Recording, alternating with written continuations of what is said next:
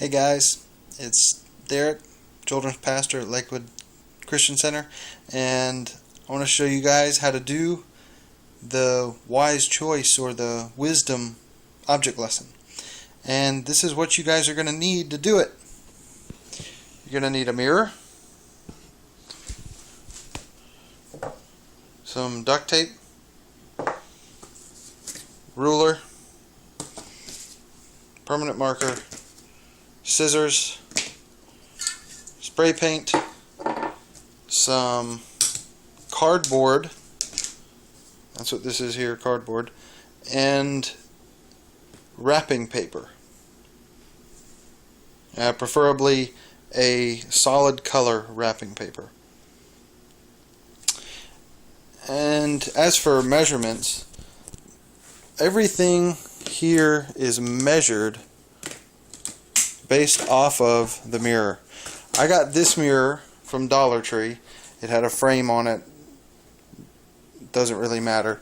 You don't need the frame. What you need to make sure of is it doesn't have any contours, or just make sure it's a flat mirror, completely flat mirror. And to prepare the mirror, the edges are going to be clear because they're glass. And what you need to do is take your permanent marker and color along the edge of the glass so that it's black. And you'll see why that's important later. And okay, the measurements. My mirror is about 12 inches long and about 8 inches wide.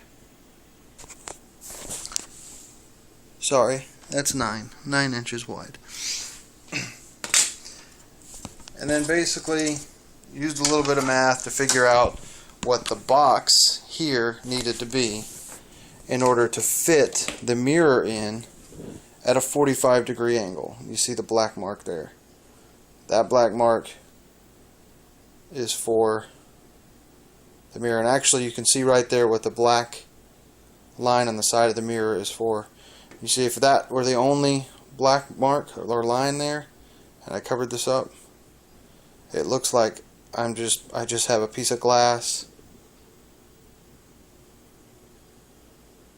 except for the fact you can see, but it looks almost like I have a piece of glass instead of a mirror. So, let me show you guys how to construct after this point. First of all, before that, you have to use a wrapping paper to wrap up your cardboard cutout.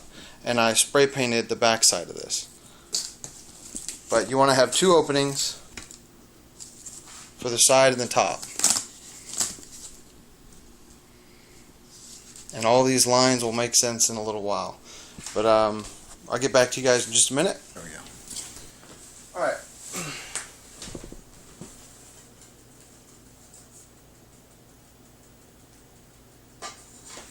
In order to construct your cardboard piece, you need to have a bottom, sides, top, well this is the back, sorry. Back, sides, top, bottom, front. So when I fold this up, it folds up like this.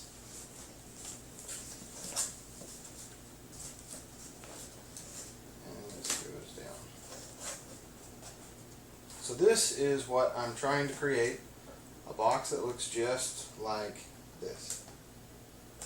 So I'm going to use the tape and the mirror. The mirror is going to help with framing or structure. Anyway, the size of my box is, it's a little longer than 12 inches across because my mirror is about that. I actually cut out a piece of cardboard, just a straight piece of cardboard that was full, and measured it out and drew it and cut it out that way. So it's a little longer than it, so that the mirror snugly inside. And then the same thing for this is actually this goes diagonally in here, so when this goes into this here, it fits from corner to corner. You might be able to see it better this way. Corner to corner, like this. So this is what you want to measure the box out and get it. When you have that right, you're going to have a perfect size box for the mirror that you have. Don't try to find a box that'll fit a mirror. Just get a mirror and make a box that fits. That's the best way to do it. So this is what we're going for. All of this closed, like so, with this effect.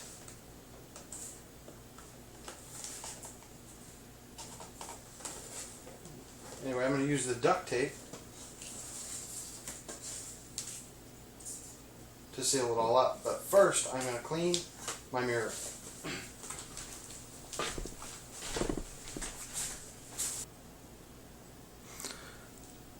Okay, now that the mirror is clean, let's build this box.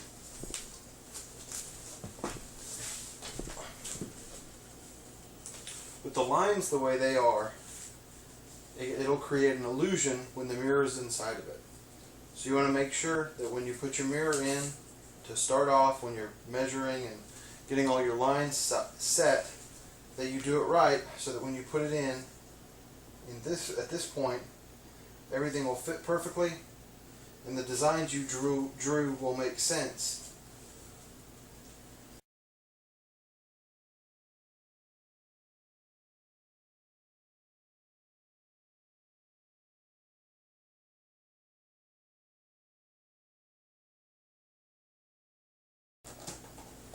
Make sure not to put your mirror in upside down like I was about to do.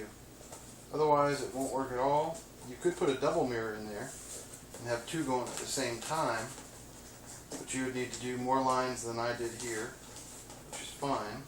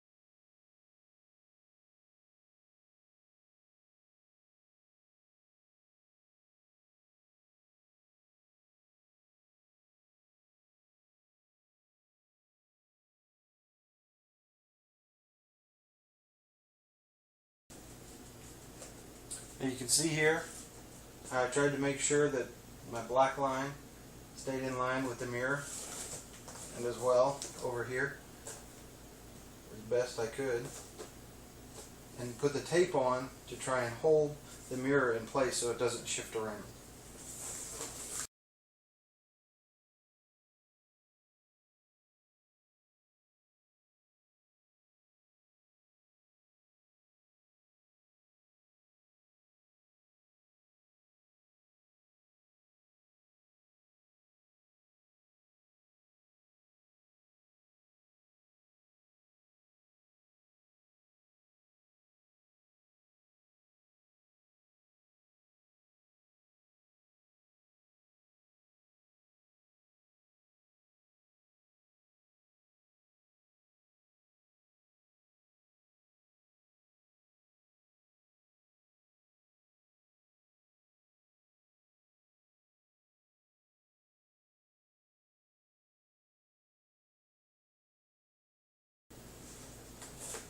Alright, now it's all ready function-wise to do what it's supposed to do.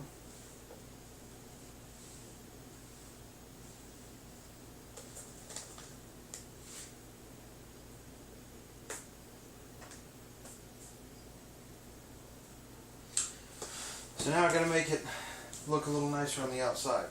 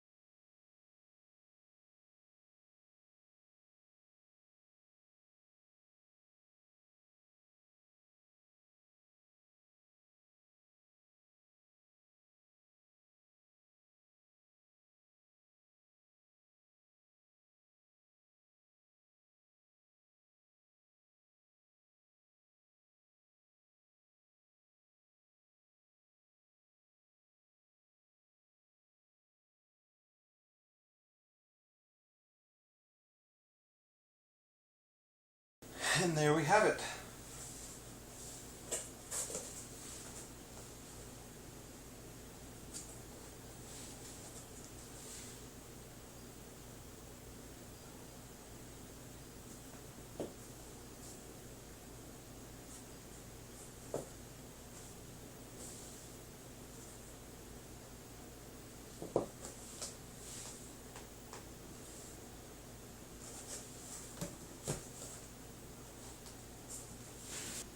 Now, just as a note, the illusion is fairly good at most angles,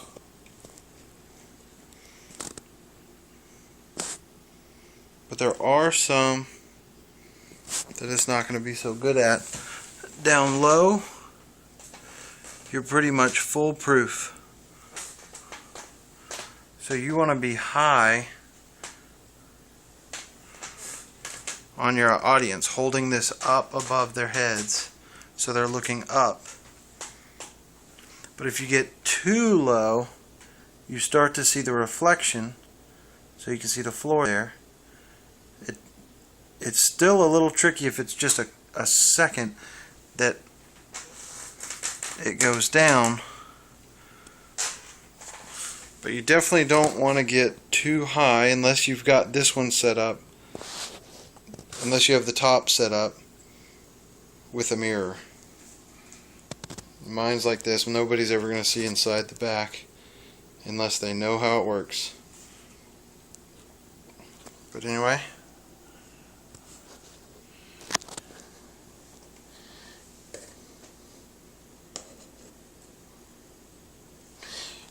enjoy it, guys.